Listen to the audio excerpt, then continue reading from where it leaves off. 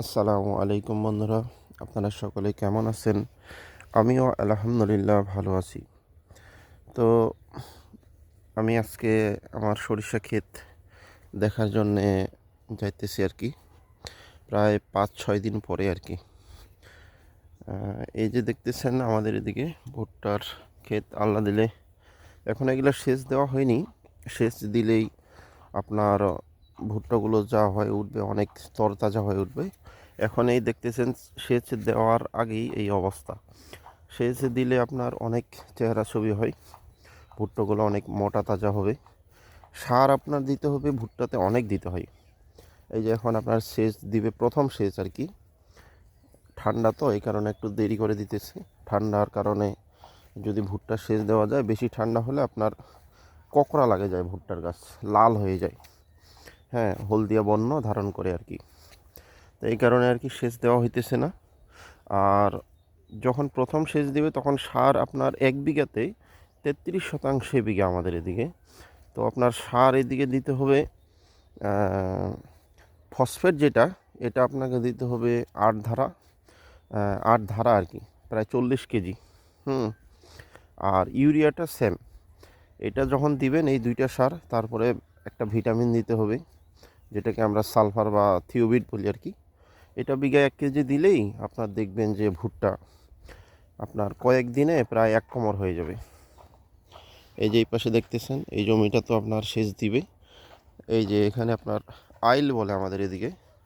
এই যে পানির আপনার 8-10টা ভুট্টার লাইন এক জায়গায় করে আপনার আইল দেওয়া হয়েছে, যেন পানিটা সেচ দিতে একটু দ্রুত আগায়, এই কারণে আর কি।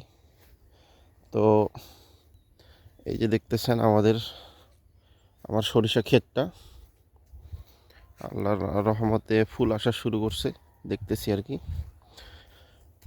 এই যে দেখতেছেন, আল্লাহ দিলে অনেক সুন্দর হয়েছে সরিষা, কেবল ফুল আসা শুরু করছে।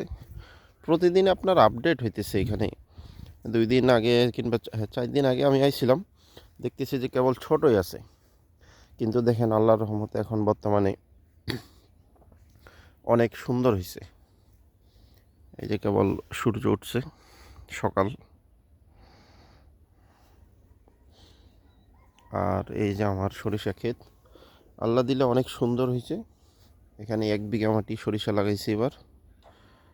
সরিষা ফেলছিলাম, এই যে দেখেন আমি এবার প্রথম সরিষা ফেলছি জীবনের, না হলে অন্যজনের দ্বারাই ফেলাইনি, মানে সরিষার বীজগুলো ছিটাই দেয় অন্যজনে, এবার আমি নিজে দিছি। তো যাক, আল্লাহর রহমতে অনেক সুন্দর হয়েছে। এই যে দেখতেছেন, গেল বছর আমার সরিষা এখানে মোটামুটি 8 মনের উপরে হয়েছিল 1 বিঘা মাটিতে। এই বছর জানি না আল্লাহ কী করে। এই যে দেখতেছেন বর্তমানে আপনার সরিষা ক্ষেত অনেক লাভজনক একটা ফসল। আপনার যখন আমরা সরিষা ফেলি তখন মোটামুটি 10 ধারা করে, 10 ধারা সার দিছিলাম। ইউরিয়া 10 ধারা, আপনার পটাশ, আর 10 ধারা ফসফেট। এই সারগুলো দিছিলাম আমরা যখন ফেলি আর কি, 50 কেজি 50 কেজি করে।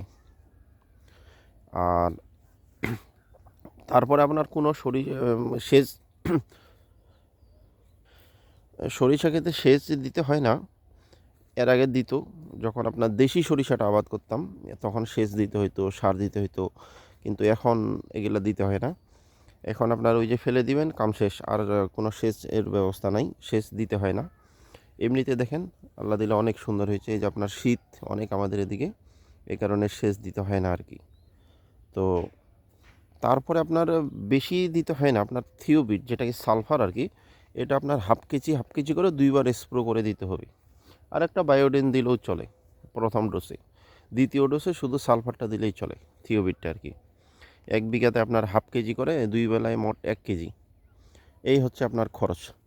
যখন এখন আর বর্তমানে কোনো নেই, ট্রিটমেন্ট নাই। এখন আপনার শুধু যখন আপনার এই যে ফুলটা আছে না, এই ফুলটা যখন ঝরে যাবে, প্রায় 4 ভাগের 3 ভাগ যখন দানা শেষ হবে বের হওয়া, 1 ভাগ বাকি থাকবে, তখন একটা বীজ দিতে হবে শুধু।